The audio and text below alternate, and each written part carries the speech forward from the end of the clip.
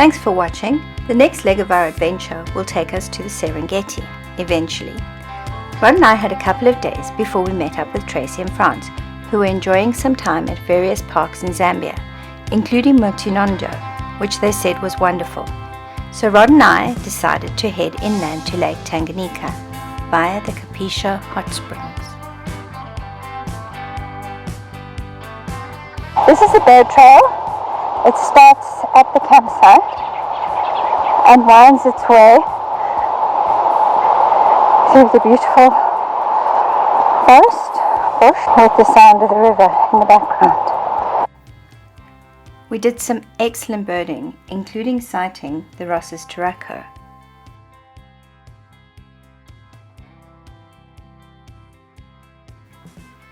Floating around in the hot spring was good fun. These gardens were established by Mark, the owner. He's put 20 years of labor into building them. Good morning, Mark. Say hello. Hello. You're on YouTube. That's Mark, whose beautiful garden we're enjoying, and yeah, he's off to enjoy his hot spring.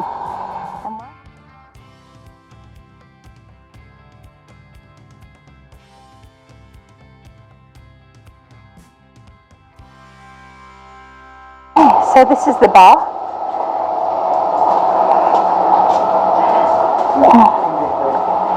And this is the restaurant. All set up, ready for breakfast. The food here is fabulous. The first night we arrived, I had a bream cooked the local way, which is deep fried, and you sit and pick at it with your fingers. It was absolutely stunning.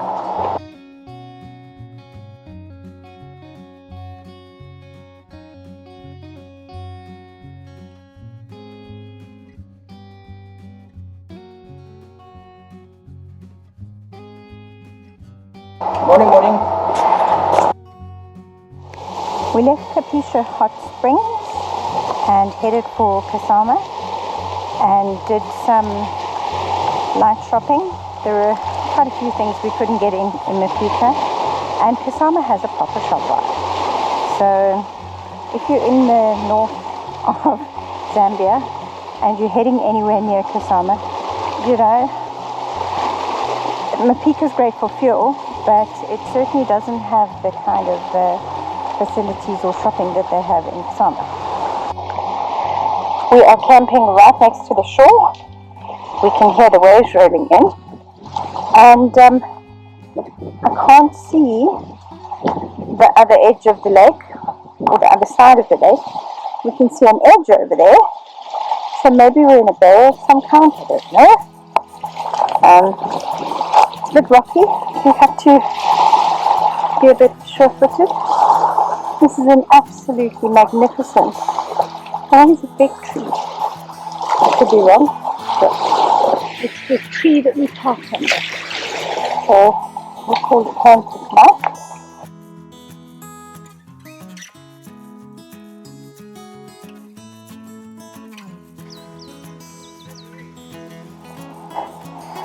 I'm not sure what to say. I mean, it looks like we're in Zanzibar or something. So today's adventure is brought to you by LakeShore Lodge. It's absolutely lovely, absolutely lovely. Yesterday afternoon we had a very nice swim in the lake. And once again, there's enough little waves to convince you that you could be at the sea, because you get a little bit of the sound of the waves.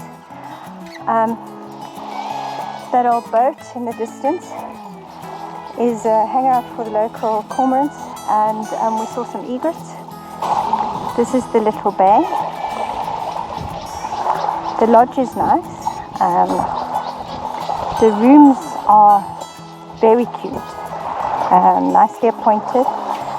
We did have a look, but at $65 we decided to camp, and this is our campsite. It would have been absolutely idyllic, except for this is the time of year when they get the wind. And this old guy was rattling like you absolutely cannot believe.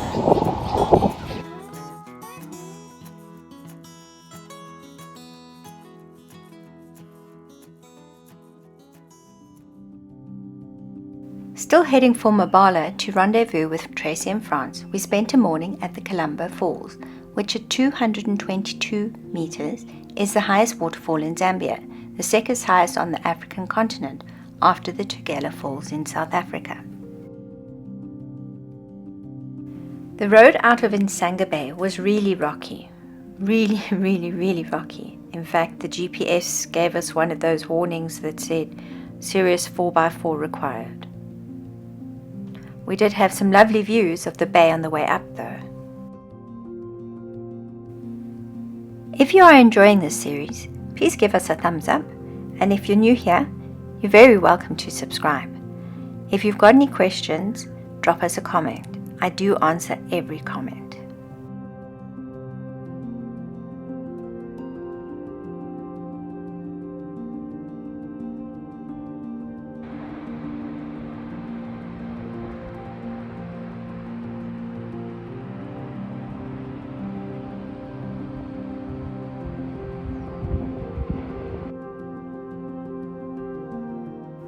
After reuniting with Tracy and Frans at the LakeShore Lodge in Mbala, we headed out very early the following morning and across the border into Tanzania. There is a completely different vibe in Tanzania. It's so much more relaxed than Zambia. We refueled and grabbed a few supplies at Sumbawanga and decided to put our heads down and try to make it to the LakeShore Lodge. The road was a dirt road, but as in many places in Tanzania, really well maintained, with proper gutters where necessary. The Myombo forest was beginning to come into flower.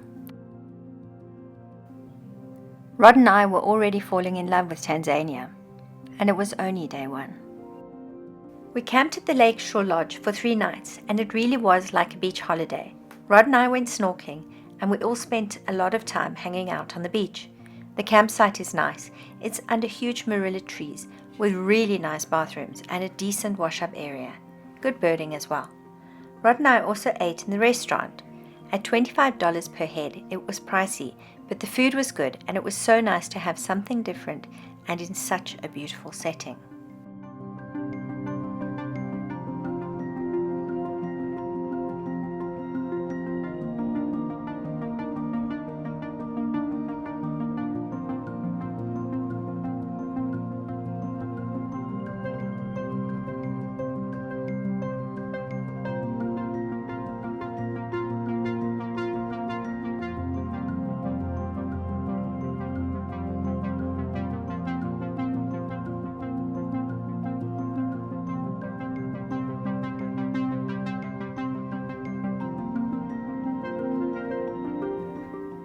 Rod did some filming with his drone and had an unfortunate incident with a 200-year-old marula tree.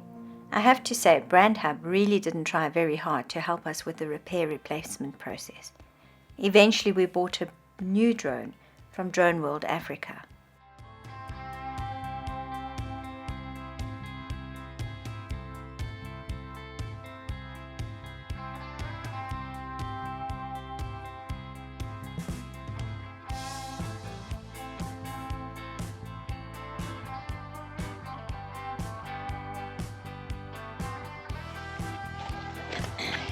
This is very exciting. It's the 1st of September. Happy spring, everybody. Yesterday the weather here was absolutely awesome. Today it's turned out overcast, but we've booked to go snorkeling, and Michael, our snorkeling guide, has assured us that it's fine. I'm just hoping that there's enough light to see the fish, but we've done the whole try on masks and fins and stuff like that.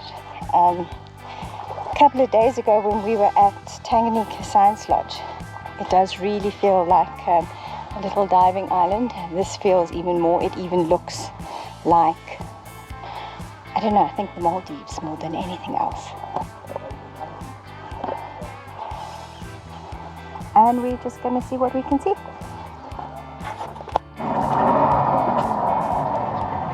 So the after action dive report was we snorkeled our way in all the nooks and crannies around this beautiful little island, and then we snorkeled quite a lot around there, and now we're leaving. I have absolutely no clue what any of these cichlids are, so I am going to be looking at some books. I think I can see an otter over there. Our first objective in Tanzania was to reach the Serengeti, which is fairly far north, so after LakeShore Lodge we headed for Lake Victoria and by chance found Rocky Bay Lodge near Mwanza. More about that in our next episode.